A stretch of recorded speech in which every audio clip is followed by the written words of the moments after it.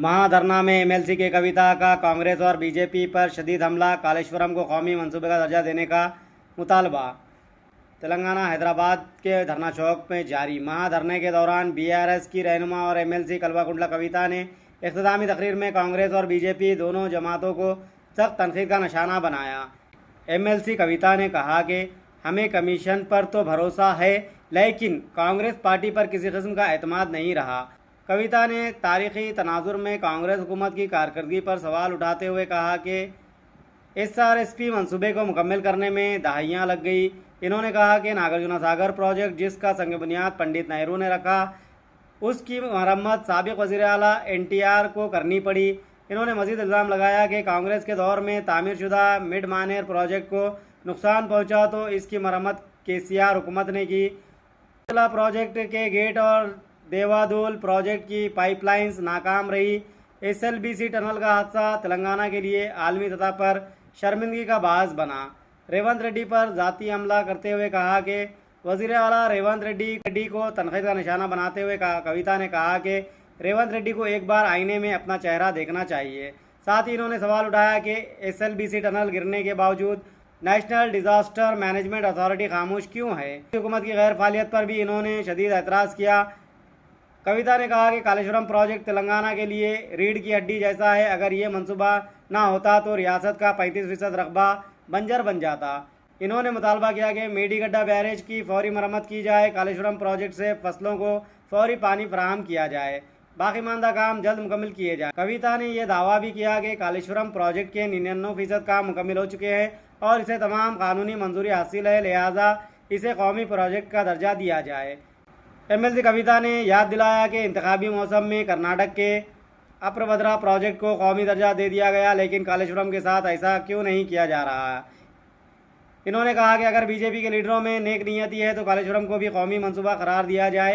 Corruption के इल्ज़ामात पर वजाहत करते हुए इन्होंने वज़ीर आला रेवंत रेड्डी की जानिब से कालेश्वरम में 1 लाख करोड़ की करप्शन के इल्ज़ामात को मुस्तरद करते हुए कविता ने कहा प्रोजेक्ट की लागत तकरीबन 80,000 करोड़ रुपये रही है, तो सवाल पैदा होता है कि बाकी 20,000 करोड़ की करप्शन कहाँ हुई।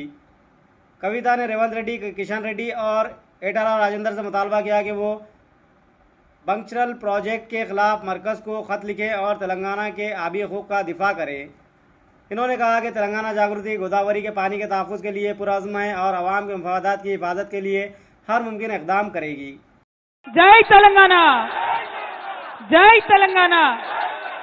అక్కడ కూర్చున్న మా ఆడబిడ్డలందరూ కూడా ఒకసారి పిడికిలెత్తాలి. జై తెలంగాణ, జై తెలంగాణ.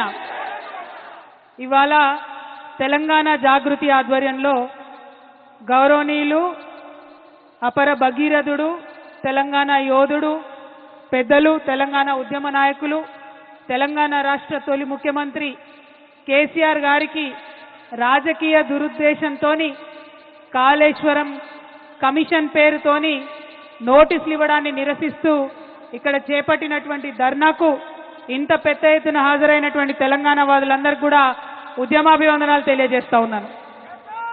తెలంగాణ జాగృతి నుండి మరి ధర్నా చేస్తామని ప్రభుత్వానికి మేము రిక్వెస్ట్ చేసినాం.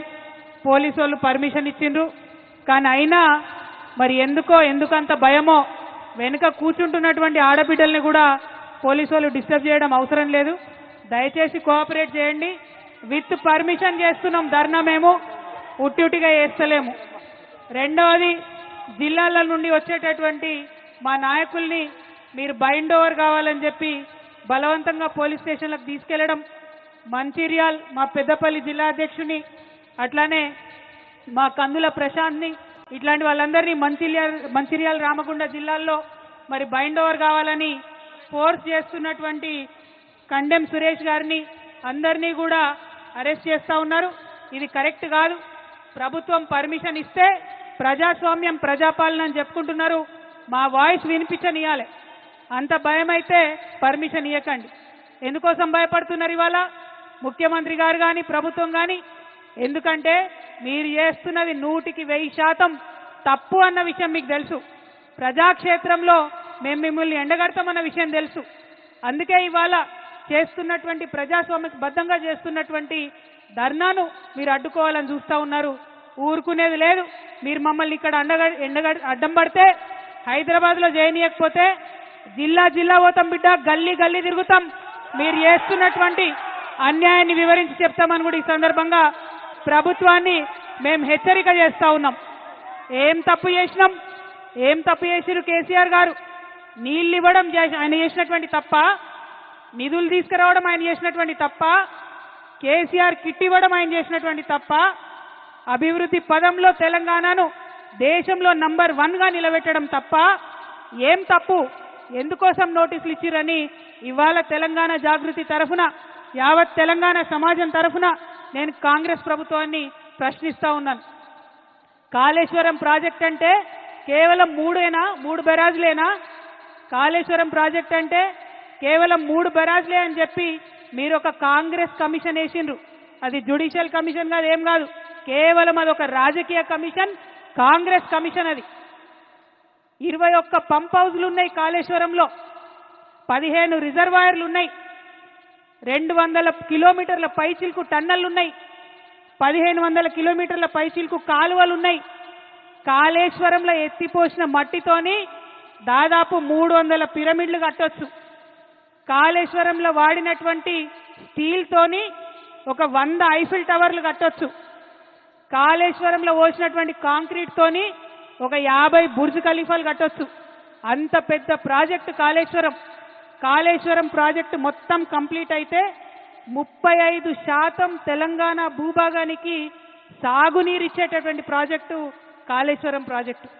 40 టీఎంసీలతోని శాశ్వతంగా హైదరాబాద్కు మంచినీళ్ళు ఇచ్చేటటువంటి ప్రాజెక్టు కాళేశ్వరం ప్రాజెక్టు. 16 టీఎంసీలతోని మన పరిశ్రమలన్నిటికీ కూడా నీళ్ళు ఇచ్చేటటువంటి ప్రాజెక్టు కాళేశ్వరం ప్రాజెక్టు. ఇన్ని ప్రయోజనాలు ఉన్న ప్రాజెక్టు, ఒక నదిని మొత్తం ఎత్తిపోసినటువంటి ప్రాజెక్టు, ఎక్కడో 90 మీటర్ల అడుగున ఉండే నీళ్లను 630 మీటర్ల పైకి ఎత్తిపోసేటటువంటి project. Multi level lift irrigation scheme, మామూలు multi level lift irrigation scheme కాదు, world's largest multi level lift irrigation scheme. నేను ఇవాళ ఛాలెంజ్ చేస్తా ఉన్నా, కేసీఆర్ కాబట్టి, గట్టి గుండె కాబట్టి, ధైర్యం ఉంది కాబట్టి ఇటువంటి ప్రాజెక్ట్ని ఆయన ఆలోచన చేయగలిగిండు. ఈ కాంగ్రెస్ ప్రభుత్వం కనీసం కల కూడా కనలేదు అటువంటి ప్రాజెక్టు కట్టాలి తెలంగాణకని. ఆయన తెలంగాణ యోధుడు, నీళ్ల కోసం పుట్టినటువంటి ఉద్యమం కాబట్టి గోదావరి నదిలో నీళ్లు మన వాటా మనకు రాకపోతే తెలంగాణ ఎడారిగా మారుతుందనే విషయం కేసీఆర్ గారికి తెలుసు కాబట్టి ఇంత పెద్ద ప్రాజెక్టుకి ఆయన రూపకల్పన చేసిండు. అంతకుముందు రాజశేఖర్ రెడ్డి గారు ప్రాణహిత చేవెళ్ల ప్రాజెక్ట్ అని పెట్టి కేవలం 16 టీఎంసీలు తెలంగాణకు వచ్చేటట్టుగా ప్లాన్ చేస్తే కేసీఆర్ గారు దాన్ని మార్చి 16 టీఎంసీలు నిలవ ఉండడం కాదు, 141 టీఎంసీలు నిలవ ఉండాలే అని రిజర్వాయర్లు 15 రిజర్వాయర్లు కట్టిండ్రు. నా తెలంగాణ రైతు ఎన్నడూ కూడా మొగులకు ముఖం పెట్టి చూడొద్దు, వాన పడ్డా పడకపోయినా తెలంగాణ సస్యశ్యామలంగా ఉండాలని కట్టినటువంటి ప్రాజెక్టు కాళేశ్వరం ప్రాజెక్టు. మీ అందరికీ తెలుసు, ఆనాడు జలయజ్ఞం పేరుతో ధనయజ్ఞం చేస్తే మెగా కృష్ణారెడ్డి లాంటి వాళ్లకు 90% కాళేశ్వరం పనులు ఇచ్చిండ్రు. మనం తెలంగాణ తెచ్చుకున్న తర్వాత కంటిన్యూ చేసుకుంటూ పోయినాం, రీడిజైన్ చేసుకున్నాం ఆ ప్రాజెక్ట్ని. ఇవాళ నిర్మల్కి, నిజామాబాద్కి, కరీంనగర్కి, వరంగల్కి, మెదక్కి, నల్గొండకి, ఖమ్మంకి, ఇన్ని జిల్లాలలో లక్షల ఎకరాలకు నీళ్ళిచ్చే ప్రాజెక్టు కాళేశ్వరం ప్రాజెక్టు. డైరెక్ట్గా 20 లక్షల ఎకరాలు, ఇండైరెక్ట్గా ఇంకొక 18.5 లక్షల ఎకరాలకు, అంటే టోటల్గా కాళేశ్వరం పూర్తయితే 40 లక్షల ఎకరాలకు నీళ్ళు వస్తాయి. అవన్నీ పక్కకు పెట్టిండ్రు. కేవలం ఒకటే ఒక కుట్ర, ఏంది? కేసీఆర్కు పేరు రావద్దు. రైతు బంధు ఇచ్చినందుకు కేసీఆర్ని గుండెల్లో పెట్టుకున్నారు రైతులు. వాళ్ళు మర్చిపోవాలి కేసీఆర్ని బద్నాం చేయాలి. అందుకోసం వేసినటువంటి కమిషన్ ఇది తప్పితే ఇంకొకటి కాదు. ఇవాళ నేను ఛాలెంజ్ చేస్తా ఉన్నా ముఖ్యమంత్రి గారిని, మీ గురువు గారు చంద్రబాబు నాయుడు గారు 200 టీఎంసీ గోదావరి నీళ్లు ఎత్తుకపోతా ఉంటే బనకచెర్లకు నేను తీసుకపోతా